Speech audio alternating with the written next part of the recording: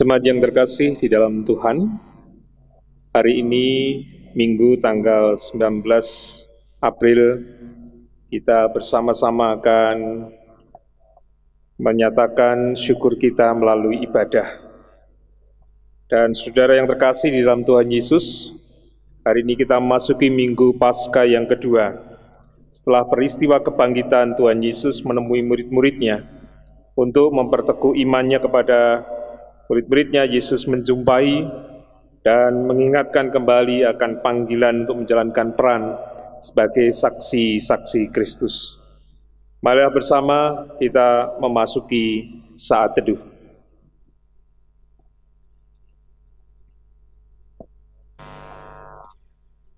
Jemaat yang terkasih, ibadah ini kita awali dengan pengakuan bahwa pertolongan kita adalah di dalam nama Tuhan yang ciptakan langit dan bumi. Kasih, karunia, dan damai sejahtera dari Allah Bapa dan dari Tuhan Yesus Kristus menyertai saudara sekalian. Amin. Jemaat yang terkasih di dalam Tuhan, mari bersama-sama kita bersyukur kepada Tuhan.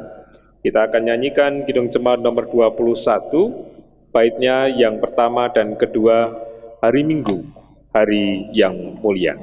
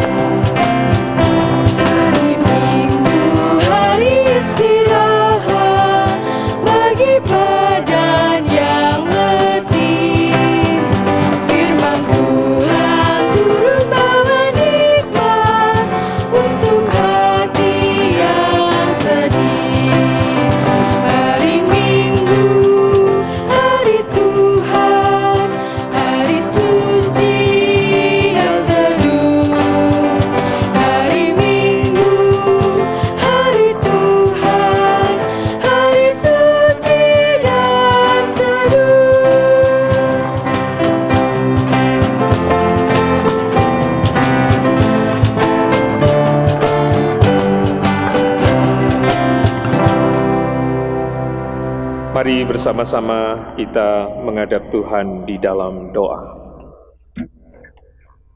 Allah yang kami kenal dalam Kristus, seminggu setelah Engkau bangkit dalam peringatan hari kebangkitan Tuhan Yesus, di minggu-minggu ini kami menghayati kehadiran Tuhan kepada para murid untuk menguatkan, menyegarkan, dan mengembalikan semangat mereka untuk melayani Tuhan.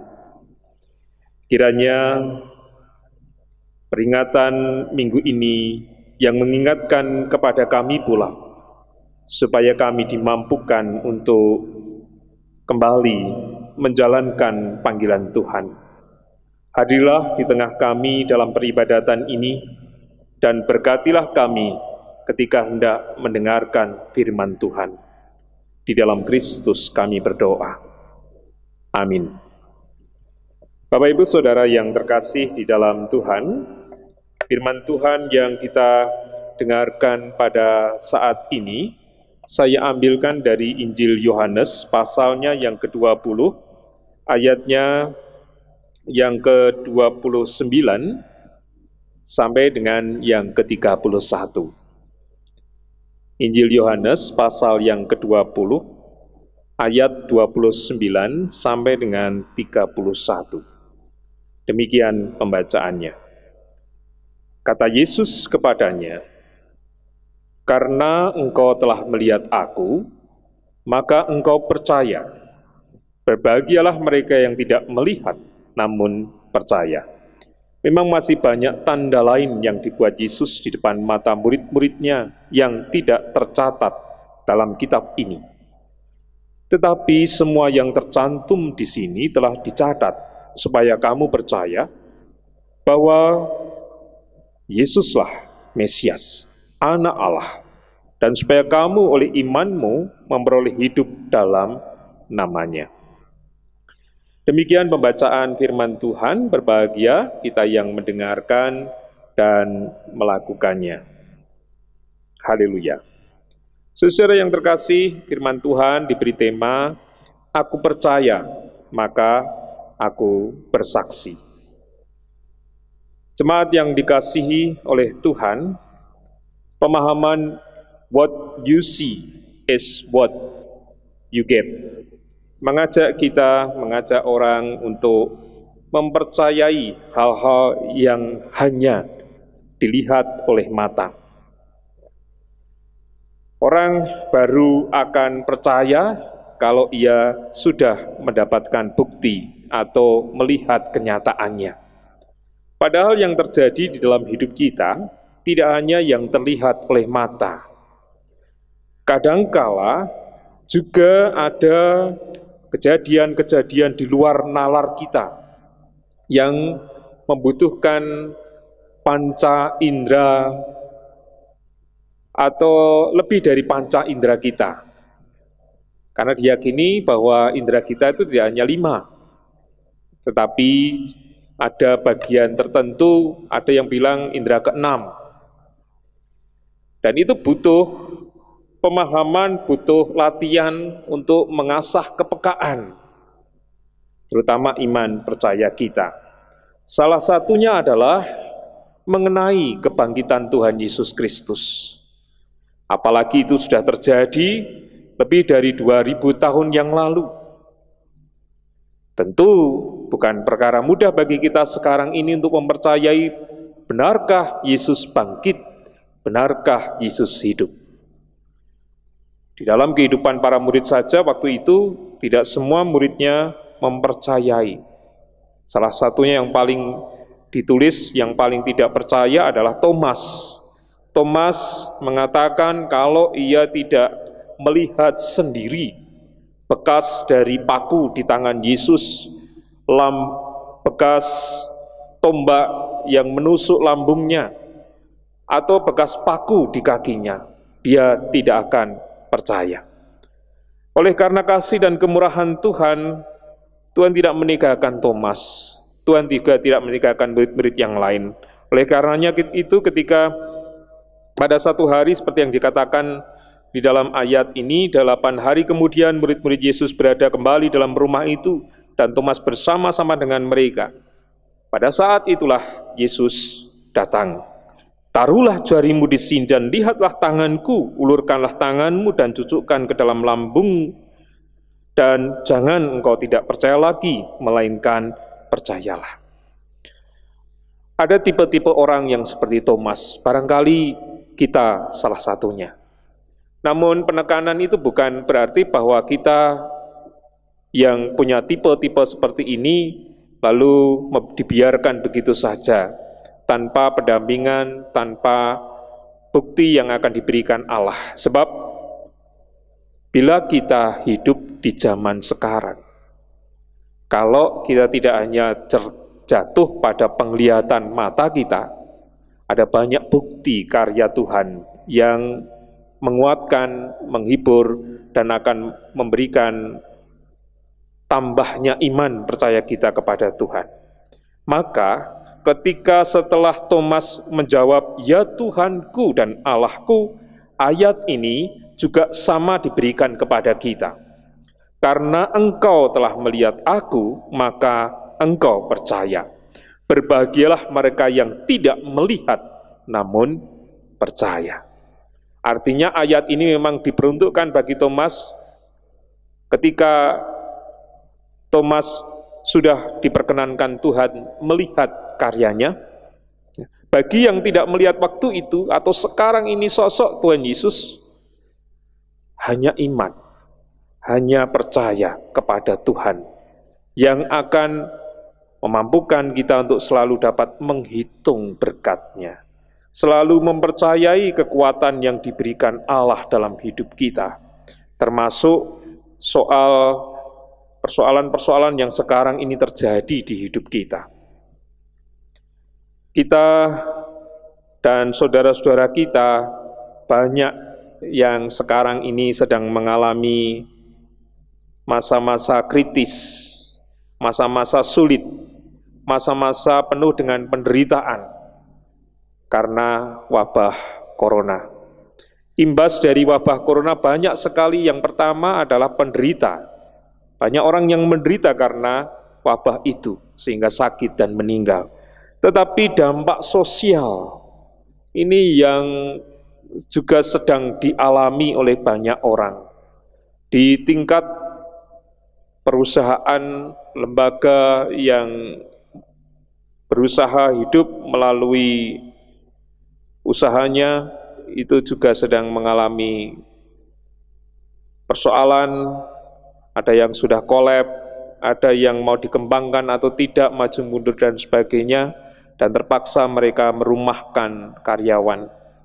Ada yang usahanya harus gulung tikar, ada yang tidak lagi bisa hidup karena harus di rumah dan sebagainya. Persoalan-persoalan inilah yang membutuhkan pemahaman bahwa Yesus selalu hadir dalam kehidupan kita. Tentu bukan hanya cukup seperti ini, sebab sekali lagi kadang-kadang kita adalah tipe orang yang butuh bukti, tidak hanya sekedar keyakinan. Dan kita yakin bahwa melalui persoalan-persoalan ini, baik gereja, baik pemerintah, baik lembaga-lembaga yang lain yang bergerak di bidang kemanusiaan, tentu sudah berusaha untuk ambil bagian. Bagaimana caranya agar himpitan ekonomi, kesulitan hidup dan sebagainya tidak mendera terus-menerus. Ada upaya-upaya yang akan dilakukan, dan itu butuh dukungan doa dari kita. Juga butuh keyakinan setiap orang bahwa di dalam persoalan apapun pasti ada jalan keluar. Di dalam ketidakmungkinan atau kemustahilan dalam hidup kita, ada selalu mukjizat dan karya Tuhan dalam hidup. Sehingga saudara yang terkasih di dalam Tuhan, melalui Minggu Paskah kedua ini, mari apa yang sudah dinyatakan Tuhan kepada Thomas, kepada murid-murid yang lain, untuk meyakinkan mereka bahwa Yesus memang ada bersama dengan mereka senantiasa, itu juga menuntun dalam pengharapan kita, dalam kehidupan kita hari ini. Firman Tuhan di dalam ayat 30-31 dari pasal yang sama mengatakan, memang masih banyak tanda lain yang dibuat Yesus di depan mata murid-muridnya yang tidak tercatat dalam kitab ini.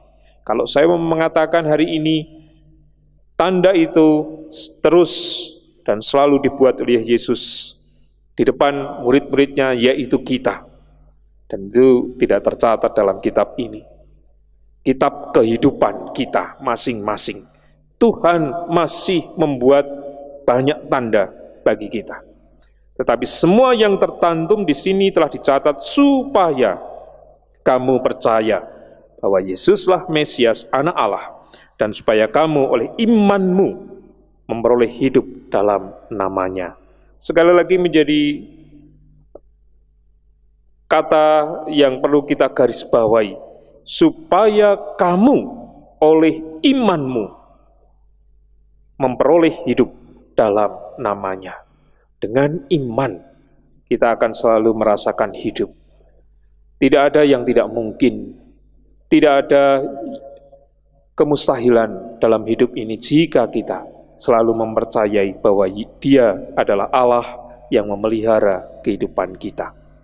Kiranya kita diberkati dan dimampukan bersama-sama untuk terlalu tumbuh di dalam pengharapan kita, sekalipun kita sedang menghadapi persoalan hidup.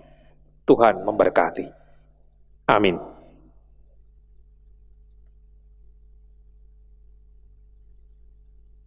Mari bersama kita bersaat teduh.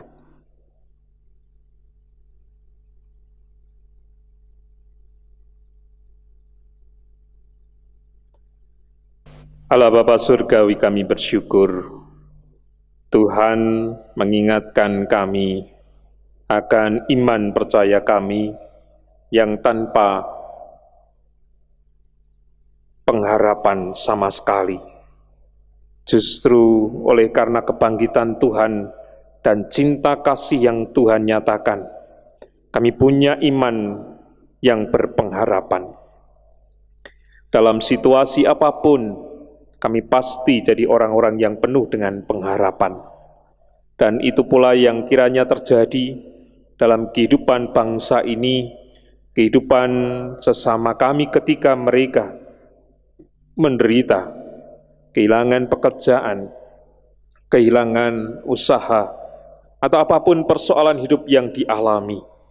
Terlebih Tuhan, tantangan yang masih harus dikerjakan dan diselesaikan oleh pemerintah, oleh lembaga-lembaga kesehatan yang sekarang masih menangani pasien yang terkena virus corona. Tuhan berkati, Tuhan senantiasa berikan kekuatan, terutama kepada para medis, dokter, perawat yang menangani langsung mereka. Kiranya Tuhan tetap menjagai mereka, memberikan kesehatan, memberikan semangat supaya dapat menolong saudara kami yang sekarang terbaring di rumah sakit. Demikian pula Tuhan upaya untuk mencegah penyebaran virus corona ini. Mampukan kami semua mematuhi apa yang sudah direncanakan dan ditetapkan oleh pemerintah, supaya dengan demikian bangsa ini dapat kembali pulih. Demikian pula bangsa-bangsa lain dengan upayanya untuk kembali pulih, kami serahkan ke dalam tangan kuasa-Mu. Berkatilah pula keluarga kami masing-masing, kiranya Tuhan senantiasa menolong dalam segala persoalan hidup yang dialami, baik oleh karena tanggung jawab mendidik, merawat anak-anak, maupun ketika bekerja memenuhi kebutuhan. Kiranya Tuhan senantiasa mengasihi agar kami dimampukan membangun kehidupan keluarga yang baik. Dan kami menyerahkan segenap kehidupan kami kepadamu. Tolong kami, tuntun kami setiap waktu, dan mampukan kami meyakini bahwa Tuhan selalu hadir di tengah-tengah pergumulan kami.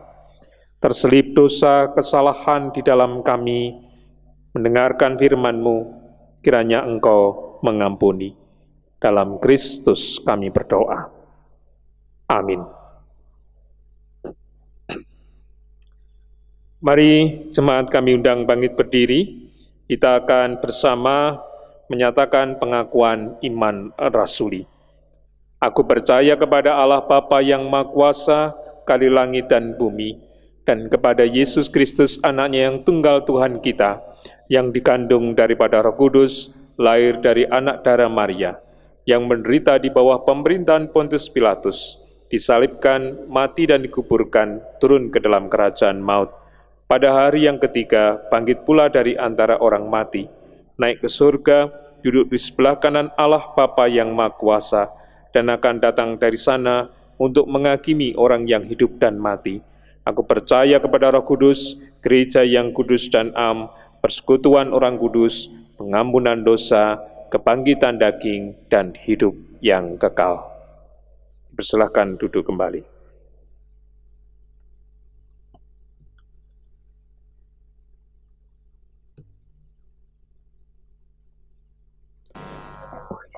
Saudara yang terkasih di dalam Tuhan, mari bersama kita mempersembahkan persembahan sebagai ungkap syukur kita kepadanya, dan persembahan ini akan kita iringi melalui Kidung Jemaat nomor 427. Baitnya yang pertama dan yang kedua, Kusuka menuturkan.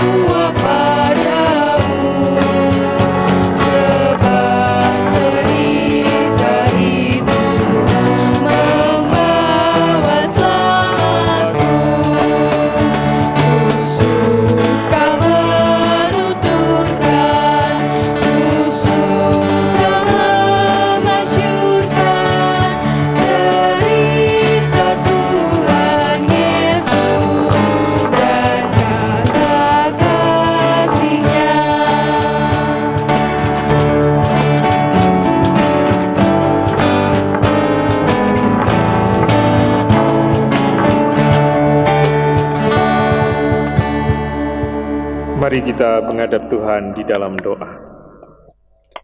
Kami Engkau perkenankan mempersembahkan persembahan kepadamu sebagai ungkap syukur atas berkat dan pemeliharaan Tuhan.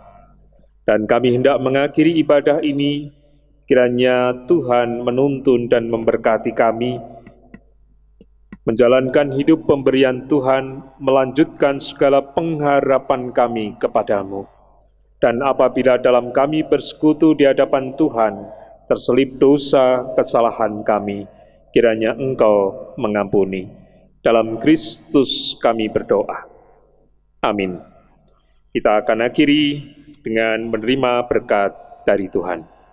Kasih karunia Tuhan Yesus Kristus dan kasih Allah Bapa serta persekutuan Roh Kudus menyertai saudara sekalian sekarang ini sampai selamanya. Amin.